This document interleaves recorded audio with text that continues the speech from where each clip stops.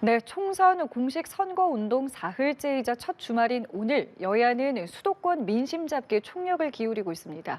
정치권 상황 두 분의 전문가 모시고 알아보도록 하겠습니다. 오늘 서정욱 변호사, 장현주 민주당 법률위 부위원장 나오셨습니다. 두 분 안녕하세요. 예, 안녕하세요. 예, 안녕하십니까. 오늘 총선 공식 선거운동 사흘째입니다. 일단 여야 모두 수도권에서 지금 민심을 잡고 있는 상황인데요. 먼저 국민의힘 상황부터 알아보면 한동훈 위원장이 오늘 인천, 또 경기, 서울, 서남권 이제 곳곳을 누비면서 후보 지원 유세를 이어가고 있습니다. 오늘 일정을 좀 보면요. 첫 일정이 이제 경기 부천이었고요. 오늘은 또 이재명 대표의 지역구인 계양을도 찾게 되는데요. 이 일정들 좀 어떤 의미가 있는지 먼저 좀 여쭤보겠습니다. 아무래도 한동훈 비대위원장이 수도권에 좀 집중하고 있는 것으로 봐야겠는데요. 특히 수도권 중에서도 국민의힘으로서는 상대적으로 험지라고 할 수 있는 지역들을 지금 조금 집중 공략하고 있는 것이 아닌가라는 생각 듭니다. 특히 부천 같은 지역은 민주당이 전석을 다 민주당 갖고 있는 그런 지역구이기도 하기 때문에 아무래도 한동훈 비대위원장이 공을 들여서 이번에 어떻게 하면 그 부천 지역의 지역 구민들의 민심을 얻어보려고 하는 그런 노력이 있는 것으로 보입니다. 특히나 오늘 계양을에서 유세 일정이 있는 부분은 좀 눈에 띄는데요. 아무래도 계양을이라고 하면 이번 총선에서 또 가장 눈에 띄는 지역구이기도 합니다. 이른바 이제 명룡대전이 성사가 된 지역구이기 때문인데요. 당연히 원희룡 후보에 대한 또 그런 지원 유세차 계양을을 방문한 것으로 보이는데 아무래도 이재명 대표와 그리고 이제는 이제 조국 대표까지 그러니까 야당들의 대표들에 대해서 심판론을 앞세우고 있는 한동훈 비대위원장이기 때문에요. 결국 이재명 대표의 지역구인 계양을에 가서 원희룡 그 후보에 대해서 아무래도 더 많이 힘을 불어넣어 주려고 하는 그런 의도가 엿보이는 전략이 아닐까라는 생각은 듭니다. 지금 동선을 보면요. 3일 연속 수도권을 일단 다니고 있어요. 이 부분은 좀 어떻게 보고 계세요? 지금 이제 수도권의 의석이 경기도가 하나 늘어서 60석, 그다음에 인천도 하나 늘어서 14석, 서울은 이제 하나 줄었죠, 48석. 다 합치면 이제 122석으로 거의 절반에 육박하는 그 정도로 이게 중요한 지역이고요. 예. 이번에 그 총선에 저는 가장 승부처가 이제 그 한강 벨트, 그리고 이제 경기도의 그 수원 전투, 예. 수원, 그리고 이제 그 낙동강 벨트 이래 본다면 두 군데가 이제 수도권에 있거든요. 그래서 이제 그 아마 선거 초에는 이제 수도권부터 공략하고 그리고 이제 지방을 돌고 마지막에 다시 수도권으로 총력을 기울이지 않을까 이렇게 보입니다. 예, 지금 말씀하신 것처럼 이제 한동훈 위원장이 지역 유세를 다니면서 2조 심판, 그러니까 이재명, 조국 대표를 좀 비판을 하면서 심판을 하자, 범죄자를 심판하자, 이런 이제 호소들을 좀 하고 있고요. 발언의 수위도 좀 높아지고 있어요. 이 부분은 어떻게 보고 계십니까? 그렇죠. 말씀 주신 것처럼 한동훈 비대위원장의 발언 수위가 지금 매일매일 올라가고 있다라고 하는 평가들 나오고 있습니다. 사실은 좀 어떻게 보면 아슬아슬할 정도로 발언 수위가 높아지고 있는 상황이긴 한데요. 글쎄요, 급하다라는 생각도 좀 드는 부분도 있습니다. 아무래도 지금 정권 심판론을 야당이 내세우고 있고 그런 부분에 대해서 또 국민들께서의 공감대가 조금씩 넓어지고 있다. 또 이런 또 이야기들도 나오고 있는 상황이기 때문에 한동훈 비대위원장으로서도 발언 수위도 더 점점 거칠어지는 것은 아닌가라는 생각은 듭니다. 그러나 좀 다소 아쉬운 부분은 야당이 내세우고 있는 정권 심판론에 대항하셔서 야권에 대한 심판론을 내세우시는 것으로 이해는 됩니다. 그러니까 2조 심판론이라고 해서 이재명 대표와 조국 대표를 심판해야 된다라는 또 그런 취지의 이야기로 맞불을 놓으시는 것 같은데요. 국민들 입장에서 봤을 때는 사실 2조 심판론에 대해서 얼마나 많은 국민들이 공감을 하실지는 저는 좀 잘 의문이 듭니다. 왜냐하면 결국 민주당이 내세우는 것은 민생과 경제와 물가가 너무나 어렵고 정말 살기가 팍팍하다라는 부분입니다. 그렇기 때문에 책임 있는 집권 여당과 정부가 무엇을 했느냐, 이 정권에 대해서 실정에 대해서 심판을 해야 된다라는 것이 정권 심판론입니다. 그런데 한동훈 비대위원장께서 말씀하시는 야당 심판론은 국민들 입장에서 봤을 때는 이재명 대표나 조국 대표를 심판한다고 해서 물가가 잡히는 건 아니거든요. 그런 의미에서 본다라고 한다면 국민들께 다가가는 어떤 그 총선용 전략으로서는 한계가 있는 것이 아니겠나라는 생각은 듭니다. 말씀하신 2조 심판, 그러니까 범죄자 심판이 국민들의 공감을 얻기는 좀 어렵지 않겠느냐 이런 지적을 하셨습니다. 제가 보기에 그 국민 다수의 여론이 제대로 이제 사법 정의를 세우기 위해서는 심판해라 이런 여론도 상당히 있고요. 지금 우리 그 대한민국 수립 이후에 아마 야당의 주요 정당의 대표가 두 분 다 피고인인 경우는 아마 저는 기억이 없어요. 조국 대표는 이제 2심에서 실형받은 피고인이고 이재명 대표도 이제 여러 건으로 기소된 피고인인데 문제는 이제 이분들이 비법률적 방식으로 사법 리스크를 돌파하려고 합니다. 무슨 말이냐면 이게 선거에 이겨서 어떤 윤석열 정권을 이제 뭐 탄핵한다든지 이런 식으로 이게 비법률적인 방법으로 본인들이 사법 리스크를 돌파하자.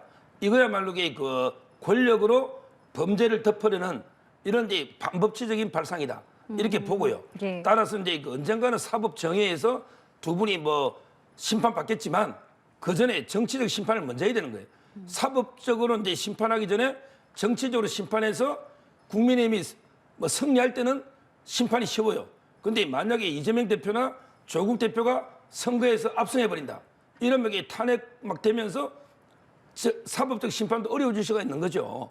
따라서 이제 그 한동훈 위원장은 먼저 이제 정치적으로 심판한 다음에 나중에 사법적으로 3년도 길다. 따라서 사법적으로 심판하자. 이런 데 전략으로 나가고 있는 겁니다. 그럼 발언의 수위가 높아지는 것도 전략이라고 봐야 되겠습니까?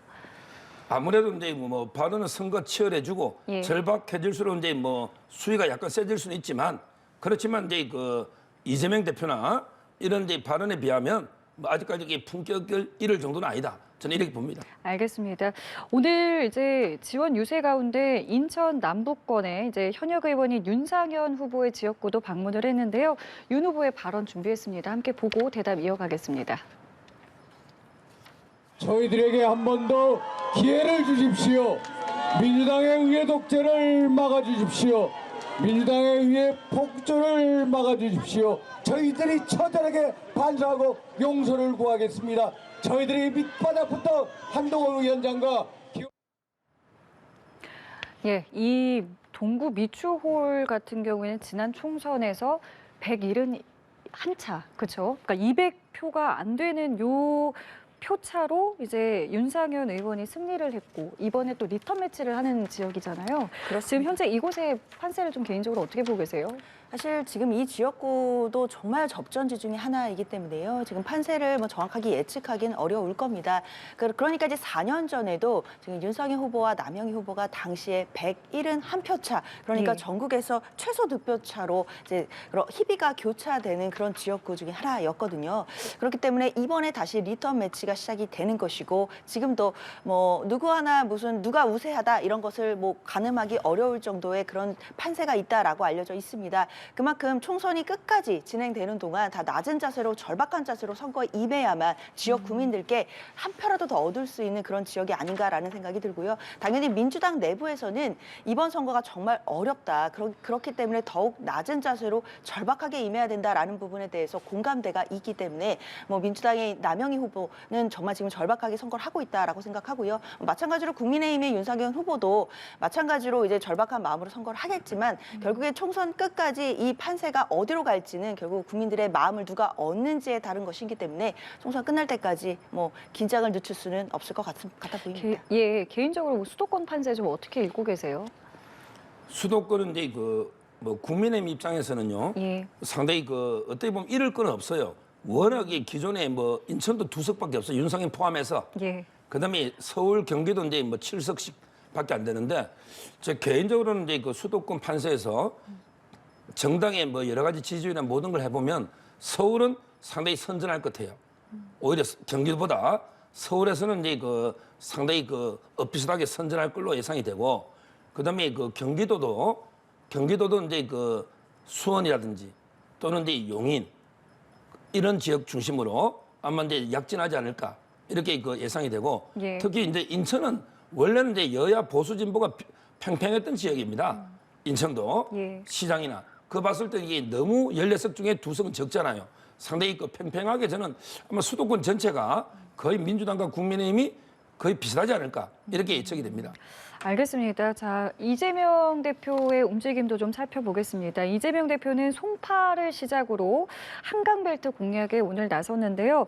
정권 심판론을 거듭 강조했습니다. 그 모습도 함께 보고 오시죠. 반드시 민주당 단독으로 과반을 확보해야 합니다. 누군가가 그렇게 얘기합니다. 무슨 100몇십석 운운하면서 이미 읍소 작전이 시작됐습니다. 여러분 속으면 안 됩니다. 네, 오늘 발언 함께 보셨는데요. 저 발언 좀 어떻게 들으셨어요? 지금 이제 우리 그 윤석열 대통령 되고 나서 예. 2년 동안 보세요. 민주당이 그 압도적인 다수로 의회를 장악했죠. 그럼 이게 2년 동안 제대로 이게 개혁이 됐습니까? 어차피 이게 윤석열 대통령을 탄핵이 어렵다 본다면 어차피 3년 더 가야 됩니다. 근데 의회가 민주당이 단독 과반이든 또는 이제 범진보 뭐 200석이든 180석이든 이렇게 되면 이게 기존 지나온 2년하고 이게 똑같습니다. 지나온 2년이 아주 우리 대한민국에 좋은 정치를 했습니까? 그 원인은 바로 이게 의회 권력을 민주당이 쥐고 제대로 이게 개혁을 뒷받침하지 않는 거예요. 대통령이 추진하는 법률 하나 제대로 통과시켜 준 게 없어요. 근데 사법 리스크 방어에만 이게 했잖아요. 저는 이런 식으로 이게 민주당이 과반 또 가면 지나간 2년하고 똑같은 게 온다. 우리 국민이 그걸 원할까요? 우리 국민들은 이제야말로 윤석열 대통령이 한번 일 좀 해보자. 3년이게 개혁 좀 해보자. 이렇게 힘을 실는 게 맞다고 봐요. 지금 저 발언이 나오면서 또 나온 이야기가 국민의힘으로 표가 많이 가게 되면은 절대 황제, 절대 군주를 맞이하게 될 것이다. 이런 주장이거든요. 그럼 이 주장에 대해서는 어떻게 보세요? 역대 이제 대통령이 속한 여당이 과반된 적도 많았죠. 그런데 그게 절대 군주 그게 됩니까? 우리나라는 이제 이미 상권이 분리돼 있고요. 여러 이제 견적 언론도 제호 권력이 있고요. 아마 이게 그 국민의힘이 과반 넘는 데서 뭐 이게 독재 국가처럼 북한처럼 이렇게 가는 거 이거는 과장이고 저는 정부하고 이게 입법부도 제대로 이게 호흡이 맞아야 개혁이 되는 거 아닙니까? 이건 이제 그 뭐 독재 절대 독재다 이거는 좀 지나친 적인 평가라 봅니다. 민주당이 단독 과반을 호소하고 있습니다. 요거 네. 어떤 의미로 보고 계세요? 결국 민주당이 내세우고 있는 정권 심판론에 연결되는 이야기라고 봐야겠습니다. 결국 지금 현재 윤석열 정부를 견제하고 심판하기 위해서는 민주당이 단독으로 과반을 확보해야만 이런 견제 작용들을 의회에서 할 수 있다라는 부분을 국민들께 절박하게 호소하고 있다라고 생각이 드는데요. 사실 지금 앞서서 있었던 용산발 리스크라고 할 수 있는 황사무 수석 사퇴 사건이라든지 또는 이종섭 대사가 이제 사퇴한 부분 이런 일련의 과정들에서 보여졌던 국민들의 실망들이 있습니다. 사실 그런 부분들이 야당 때문입니까? 그건 아니지 않습니까? 그렇기 때문에 국민들 보시기에 지금 현 정부가 실정을 하고 있는 부분들이 분명히 포착이 되는 것이고 그런 부분에 대해서 심판을 해야 된다라는 민주당의 어떤 정권 심판론도 어느 정도 국민들께 공감대를 얻을 수 있다고 생각이 듭니다. 그렇다라고 한다면 야당으로서는 이 정권 심판론의 전선을 더 확대하고 결국 이번 총선에서 민주당이 단독으로 과반을 확보하게 해달라는 말씀을 국민들께 호소를 드림으로써 결국 이 정권 심판론의 도구로서 민주당을 써달라 이런 호소라고 봐야겠습니다. 근데 서 변호님 말씀은 이 민주당이 의석을 많이 가져가면 이전 국회와 크게 다를 것이 없지 않겠느냐 요 말씀이시거든요. 사실 지금 정권 심판론은 결국 집권 여당인 국민의힘과 그리고 윤석열 정부가 그동안 취임한 지 2년 가까이 돼 가는데도 지금 경제와 민생과 물가가 너무 어려운 이 현실에 대한 이야기를 하고 있는 것입니다. 당연히 지난 국회에서 뭐 여야간의 잘못된 부분들은 돌아보고 반성하고 다음 국회에서는 그런 부분들을 시정해야 됨은 분명해 보입니다. 그런데 이런 뭐 민생이라든지 경제라든지 이 정부의 실정 부분에 대해서 이 책임을 야당으로 미루는 것은 사실 책임 있는 국민의힘의 집권 여당으로서의 태도는 아니라는 생각이 들거든요. 그렇기 때문에 국민들 보시기에는 결국 국정에 대한 최종 책임은 정부에게 있는 것이고 또 집권 여당에 있는 것이기 때문에 그런 이야기들로 이런 정권 심판론을 피해가기는 어려울 거라고 생각이 듭니다. 이재명 대표 이렇게 한강벨트 공략에 나서면서 차로 이동하는 시간에 이제 유튜브를 통해서 부산 사상 또 강원 강릉 등을 언급을 했습니다. 그러면서 친윤 핵심 인사에 대한 심판을 해야 한다. 이렇게 강조를 했거든요. 이 내용은 어떻게 좀 들으셨습니까? 부산 사상의 그 배재정 후보는요. 예. 아마 이제 그 장제원 의원 지역구거든요. 오히려 이제 친윤 핵심은 안 나왔잖아요. 장제원 의원은 이제 그 불출마를 했기 때문에 뭐 대신에 이제 김대식 교수가 나왔거든요. 따라서 이제 그 친윤 핵심을 심판하자 이게 좀 안 맞는 것 같고요. 아마 이제 강릉의 권성동 의원 이분도 이제 옛날에는 좀 친분이 있었지만 최근에 뭐 친윤 핵심으로 활동한 적은 없어요. 따라서 이제 그 프레임 자체가 좀 잘못된 게 아닌가 이렇게 그 분석합니다. 예, 이 분석에 대해서 어떻게 좀 생각하시는지요? 글쎄요, 뭐 이재명 대표는 당연히 지금 정권 심판론을 전면에 내세우고 있기 때문에요. 뭐 친윤 인사라든지 또는 뭐 윤석열 대통령과 가까운 분들이 공천을 받았다라는 이야기가 나오는 지역구에 대해서는 공세를 펴는 것도 어쩌면 당연한 전략이다라는 생각은 듭니다. 다만 특히 이제 부산 사상구 같은 경우에는 이 지역이 또 의미가 있는 것이 물론 배재정 후보도 훌륭한 후보이기 때문에 지원 유세를 하는 것도 당연히 있고요. 그러나 당에서 봤을 때는 문재인 전 대통령의 지역구였던 지역이기도 합니다. 그렇기 때문에 당으로서는 그리고 이재명 대표로서는 또 남다른 의미가 있다라고 부여를 하고 있는 지역이기 때문에 이곳에 더 공을 들이고 있다라고 봐야 되겠습니다. 예, 지금 말씀하셨지만 이게 문재인 대통령의 지역구 여서 이 문재인 대통령도 직접 또 유세에 좀 지금 나서고 있잖아요. 이 부분은 그럼 어떻게 보고 계세요? 사실 그 부분을 두고도 해석이 엇갈리는 것 같은데요. 예. 뭐 공식적으로 뭐 선거 지원 유세 뭐 출격한다 뭐 이렇게 보기는 좀 어려울 것 같고 뭐 좀 특별하게 연고가 있는 지역에 대해서는 응원 차원으로 좀 방문을 하시는 것 같습니다. 특히 뭐 언론 보도가 지금 오락가락 하는데 뭐 배재정 후보가 있는 부산 사상 같은 경우에는 직접 가시게 될지 뭐 그 후보와 만나게 될지 이런 부분에 대해서 뭐 조율 중이다라는 기사도 있었지만 뭐 검토되지 않고 있다라는 기사들도 있고 여러 가지 또 이야기들이 나오고 있기 때문에요. 앞으로 문재인 전 대통령이 이번 총선 과정에서 어떤 역할을 해주실지는 조금 더 지켜봐야 되는 국면이다라고 생각합니다. 이 부분에 대한 생각도 궁금합니다. 본인은 이제 그 잊혀진 사람이 되고 싶다고 몇 번 퇴임할 때 말씀했는데 만약에 이번에 선거 지원 유세까지 온다면 본인의 그 약속을 어기는 게 아닌가 이런 생각이 들고요. 개인적으로는 이제 그 이번에 2조 심판, 그러니까 이재명 조국 심판 이렇게 그 프레임을 잡는데 한동훈 위원장은 제 개인적으로는 이제 그 문 2조 심판이 좋다고 봐요. 문재인 정권 5년도에 이번에 한번 심판해야 됩니다. 대선에서 일부 심판이 됐지만 총선에서는 처음이거든요.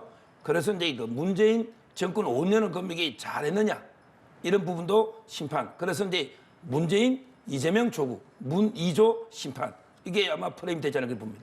근데 반대로 그럼 지금까지 정권이 지내온 한 2년 지난 2년간에 대해서 비판하는 세력도 있지 않겠습니까? 물론 이제 그 야당은 이제 2년 동안 윤석열 정권 정책에 대해서 예. 이제 심판을 물을 거고 예. 저희 보수 입장에서는 이제 그 문재인 5년은 그럼 이게 잘했느냐? 특히 문재인 5년과 윤석열 2년을 이게 비교해 봐야죠. 과연 이제 외교나 경제나 모든 면에서 이게 어느 정권이 더 개혁적이고 잘했는가? 이걸 이게 이번 총선에 판단을 받아봐야죠. 예, 알겠습니다. 자, 이번에는요, 후보들의 부동산 문제가 좀 논란이 되고 있는 부분에 대해서 여쭤보겠습니다. 일단은 민주당의 양문석 후보의 이 부동산 문제, 뭐 내용은 뭐 너무나도 여러 차례 저희가 다뤘기 때문에요. 근데 이것이 악재가 될지 아니면 뭐 대세 큰 지장이 없을지 일단 당에서는 글쎄요, 중앙당 차원에서는 대응하지 않는다. 일단 좀 선을 그은 모양새예요. 일단 이 부분과 관련해서 당에서 어떤 예. 조치를 할지 안 할지를 지금 결정하기는 좀 곤란한 상황일 것 같다라는 생각은 듭니다. 왜냐하면 사실 양문석 후보가 일단 편법 대출이 있었다라는 부분에 대해서는 인정을 했고 그리고 이 부분이 국민 눈높이에 맞지 않는다는 점에서도 사과를 했습니다. 다만 일단 새마을금고 측에서는 이 부분에 불법적인 요소가 있는지를 들여다보겠다라는 입장이거든요. 결국에는 사실관계가 확정되는 것이 먼저이겠다라는 생각은 듭니다. 그럼 총선이 네.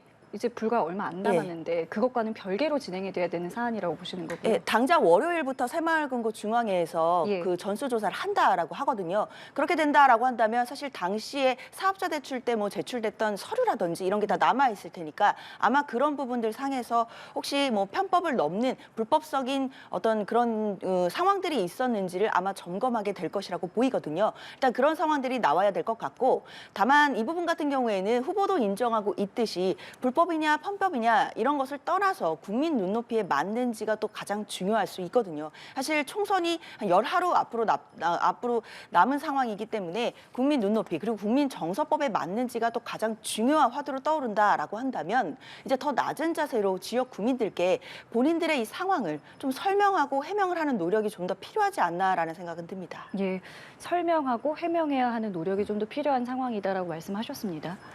제가 이제 그 모임에 저녁에 자주 가는데요. 예. 요즘 이제 가보니까 며칠 사이에 이미 이제 그 이종섭, 황상무 이야기하는 분이 없어요. 이미 그 논란은 이제 말끔하게 끝난 거예요. 황상무는 이제 옛날에 사퇴했고 이종섭 대사도 이제 다 사퇴했기 때문에 그런 이제 이슈에서 끝난 거예요. 이제는요. 갔더니 전부 다 두 명 이야기하더라고. 바로 근데 양문석하고 그다음에 조국당의 1번 박은정, 남편 이종건. 이 부분이 이게 아마 선거판 최대 이슈가 된 거예요. 저는 이거는 편법이 아니고요. 사업자 대출을 받아본 사람한테 한번 들어보세요. 얼마나 힘든지. 진짜 사업하는 사람도요. 임대 계약서 매출부터 이게 서류가 얼마나 힘든지. 그냥 대학생이 대충 사업하겠다고 한 데서 11억이 새마을금고 넣을까요? 이거는 이게 불가능합니다. 아마 사업자 대출 받을 때 구비 서류 허위가 있다면 그분부터 해서 이게 또 용도를 사업으로 쓴 게 아니죠. 6개월 만에 캐나다 연수 갔잖아요. 그 돈을 이게 주택 살 때 대부업체 20% 고금리 이 돈을 돌려막은 거 아닙니까? 따라서 이거는 수사 대상이다. 이렇게 보이고 그리고 이제 그 딸이 갈 때 이게 또 글을 다 남겨놓죠. 옛날에 우리 그 정유라 씨가 남긴 글도 분노를 일으킨 적이 있었고요. 그다음에 조민 씨도 비슷한데 제가 보기에 이 글이 또 청년들한테 엄청나게 분노를 일으키고 있습니다. 결국 양문석 후보가 이제 사퇴하면 한석을 잃지만 사퇴 안 하고 이게 끝까지 버티면 인근 수도권의 2, 3%다 박빙 지역이에요. 엄청나게 영향을 준다. 제가 보기에 거의 한 개인적인 생각으로는 20, 30석 이상 박빙의 지역구에 영향을 줄 수 있는 양문석 한 명을 구하려다가 전체 선거를 나중에 망치면 나중에 선거 끝나고는 어떻게 책임질지 한번 지켜봐야죠. 국민정서법이 상당히 중요하다 말씀하셨잖아요. 이 사안이 조금 더 커진다면 민주당 내에서도 어떤 입장을 낼 거라고 보십니까?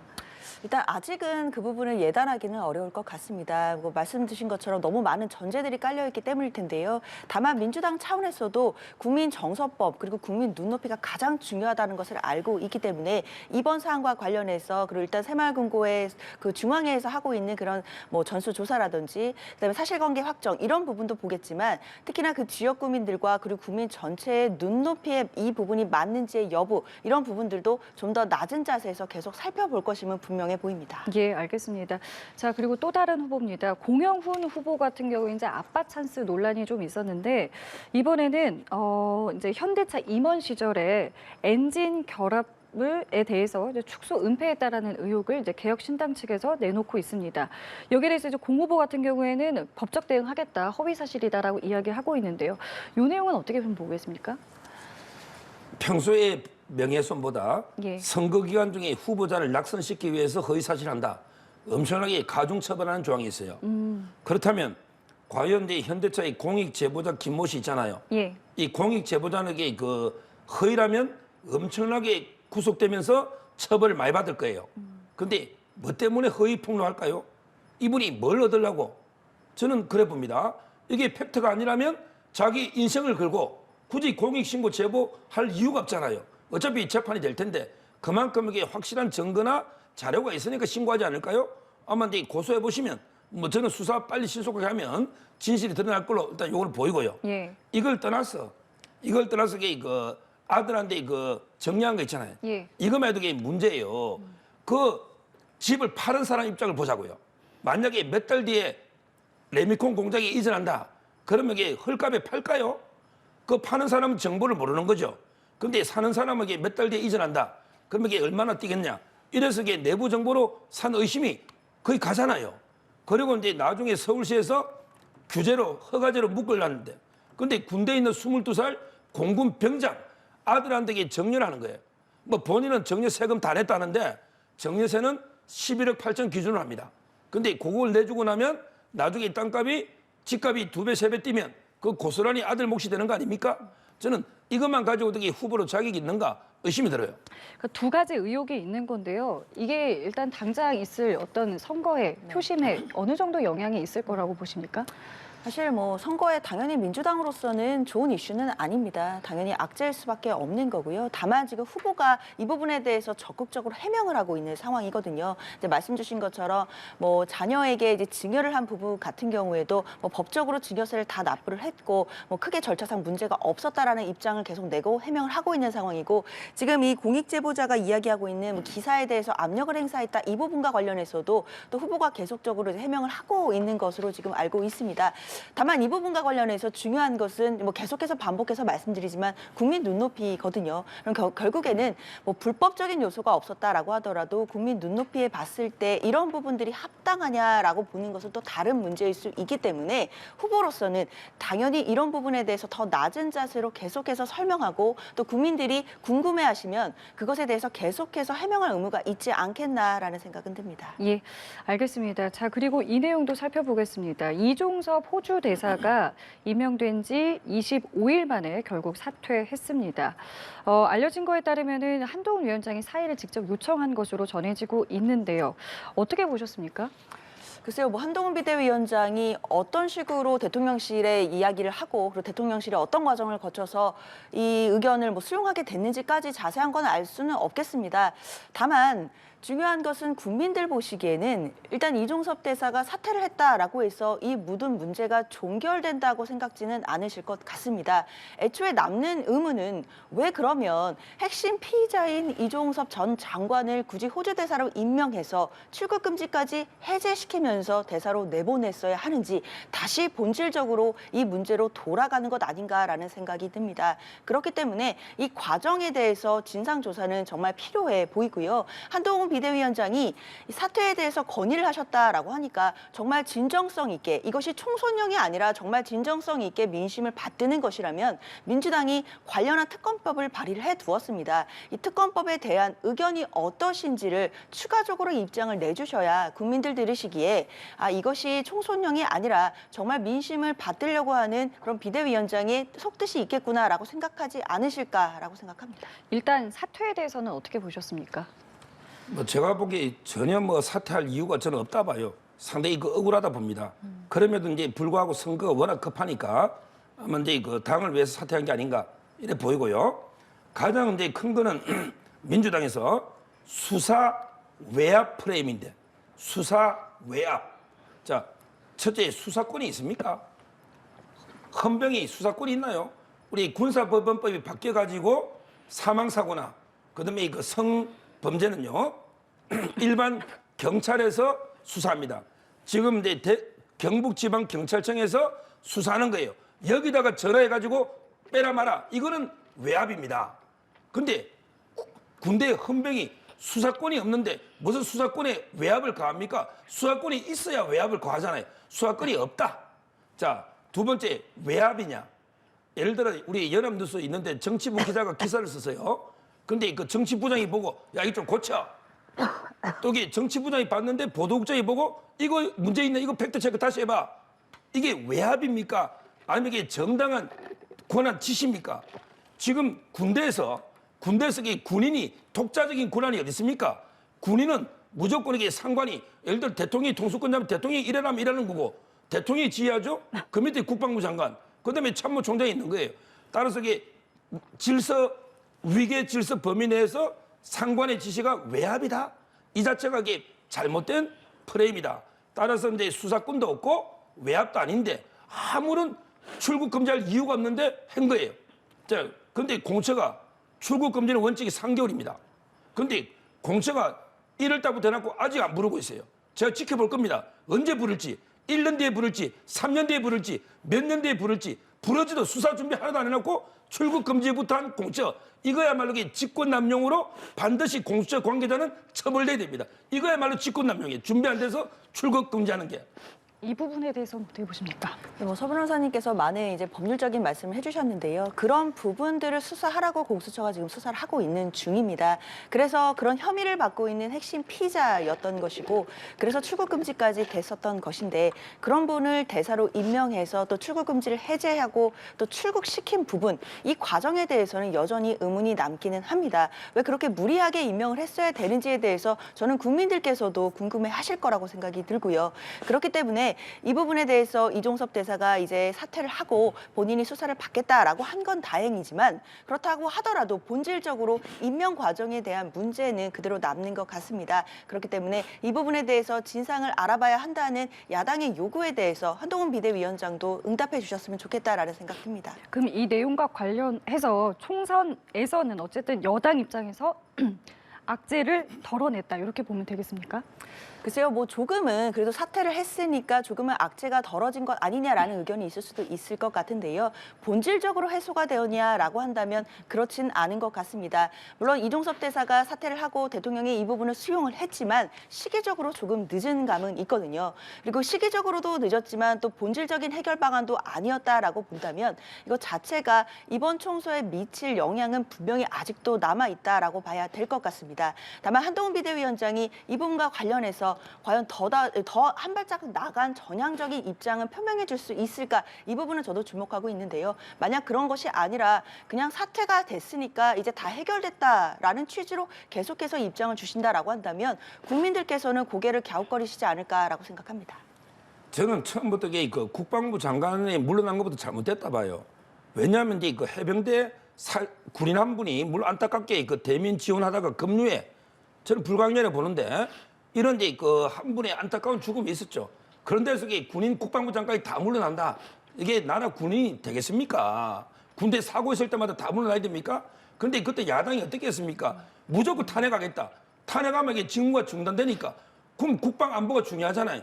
그래서 어쩔 수 없이 이게 탄핵권 남용 때문에 물러났던 거 아닙니까? 그런데 문제는 이분이 영어도 잘하고 상당히 그 외교적이나 아마 이제 이 분야의 국방 방위산업 이 분야의 최고 전문가입니다. 그러니까 대통령은 대사는요. 대통령의 대리인입니다. 대사라는 게 별게 아니고 국가원수, 대통령의 대리인이 대사인데 그러면 이게 외교관을 보내든 국방부 장관을 보내든 뭐 대학 교수를 보내든 이거는 대통령이 인사권입니다. 고유한 인사권. 대통령이 볼 때는 아무런 사건이 안 되니까 억울하게 물러나고 아무런 이게 수사나 외압이 없잖아요. 대통령은 검사 출신이에요. 그러니까 딱 보니까 이건 사건거리가 안 되는 거죠. 근데 이제 민주당에서는 예. 외교 결례와 관련해서는 사과가 좀 필요하지 않느냐 이런 주장을 하고 있거든요. 그러니까 이제 민주당의 일방적인 주장이고 예. 대통령이 볼 때는 아무런 이게 수사 피의자나 거리가 안 되는 정치 공세에 의한 그냥 정치 고발이다. 이렇게 되다 보니까 호주하고 지금 이게 방위산업이나 여러 가지 시급한 게 있고 전문가니까 임명한 거 아닙니까? 이게 대통령이 고유한 인사권이지. 어떤 정치 고발이 있을 때마다 무조건 그럼 눈치 보고 그래야 됩니까? 저는 지금 이게 사퇴했지만 이제 모든 이슈는 끝났지만 그 과정을 복귀해 보면 이런 게 말도 안 되는 정치 고발로 우리 국익이 훼손되는 이런 일은 다시는 없어야 된다. 이래 봅니다. 알겠습니다. 오늘 두 분과는 여기까지 함께하겠습니다. 고맙습니다.